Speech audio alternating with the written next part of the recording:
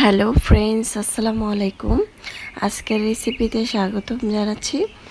আজকে ঝটপট মজাদার একটি শাক ভর্তার রেসিপি নিয়ে চলে আসলাম। প্রথমেই দেখতে পাচ্ছেন তেল দিয়ে আমি পেঁয়াজ কুচি, রসুন কুচি, কাঁচামরিচ কুচি, তারপরে শুকনো মরিচ একটু ভেজে নিয়েছি। তেলটা পরিমাণ মতো দিয়েছি। তেলটা প্রায় 3 থেকে 4 টেবিল চামচের মতো দিয়েছি। রসুন কুচি, পেঁয়াজ কুচি একটু হালকা বাদামি কালার করে নিয়েছি, দেখতে পাচ্ছেন।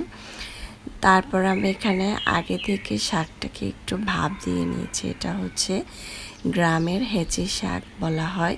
এটা খেতে অসম্ভব মজাদার। চাইলে কিন্তু এটা ট্রাই করতে পারেন, বাজারে কিনতেও পাওয়া যায়। খেতে অসম্ভব মজাদার এই শাকটা আমরা কিন্তু মাঝে মধ্যে খাবারের তালিকায় রাখতে পারি। এটা খেতে অনেক ভালো লাগে, গরম ভাতের সাথে ভীষণ ভালো লাগে। শাকটা দিয়ে আমি অনবরত নেড়ে চেড়ে এটাকে ভেজে নিচ্ছি। পানিটা একেবারেই শুকিয়ে গিয়েছে। আমি কিন্তু হালকা এটা ভাপ দিয়ে নিয়েছি পরিমাণ মতো লবণ দিয়ে। এখন আমি উল্টিয়ে পাল্টিয়ে এটাকে সুন্দরভাবে ভেজে নিচ্ছি, দেখতে পাচ্ছেন।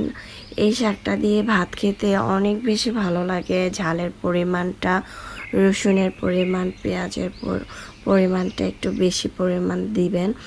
আর শুকনো মরিচটা সবসময় এই শাকের মধ্যে একটু ভেঙে দেওয়ার চেষ্টা করবেন, তাহলে খেতে অনেক ভালো লাগবে।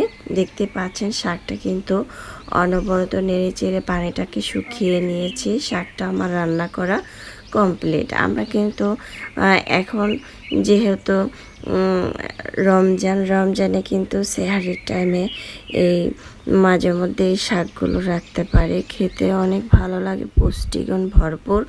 ঝটপট এই রান্নাটা আমার কেমন হয়েছে অবশ্যই আপনারা ট্রাই করতে পারেন। ট্রাই করে খেয়ে দেখতে পারেন কেমন লাগে। অসম্ভব মজাদার এই শাকটি বাসায় ঝটপট তৈরি করতে পারেন। আল্লাহ হাফেজ।